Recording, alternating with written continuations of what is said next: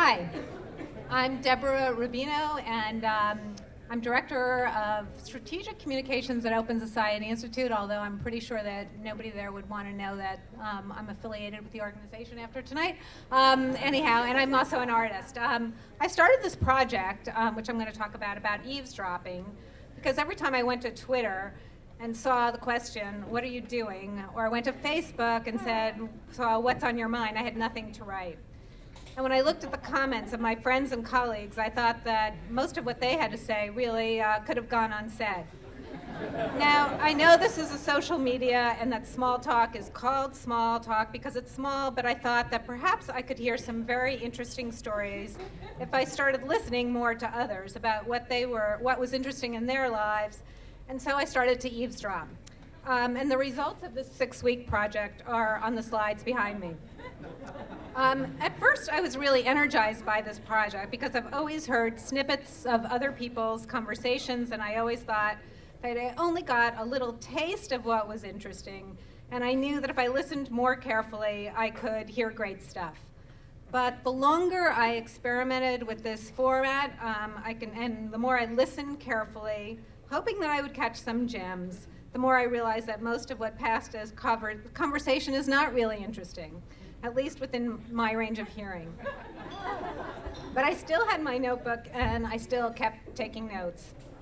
Because I was intent on listening, I stopped bringing my iPod, which is filled with music that would horrify most of the people in this room, when I went for walks with my dog, Molly.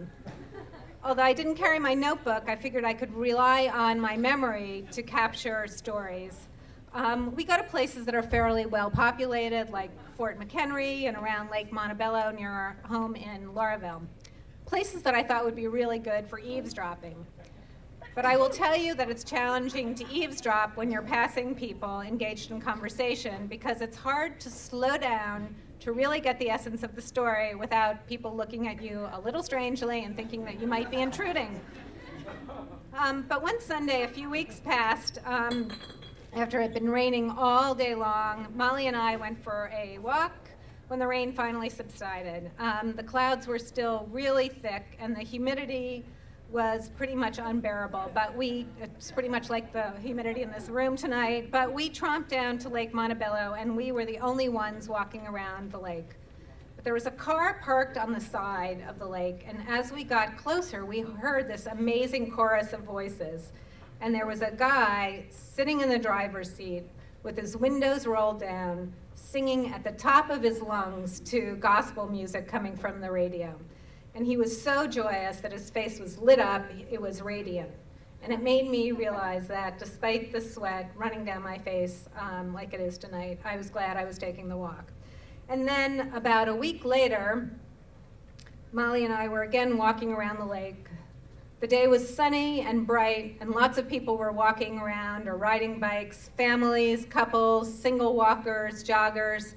And there on the side was another car parked with its windows open and the trunk open. And as we rounded the bend, there was a guy who was playing like the greatest saxophone to accompany the gorgeous jazz that was blaring out the window. It was really great talent.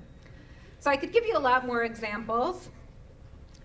But I thought that the important thing is that my eavesdropping proved a curious exercise, but walking through Baltimore, just experiencing the incredible people and their hidden or not so hidden talents is so much more gratifying. So I propose that everyone in this room adopt a dog, invest in walking shoes, and explore Baltimore streets much more frequently, and listen carefully wherever you go for stuff that just might not be quotable. Thank you.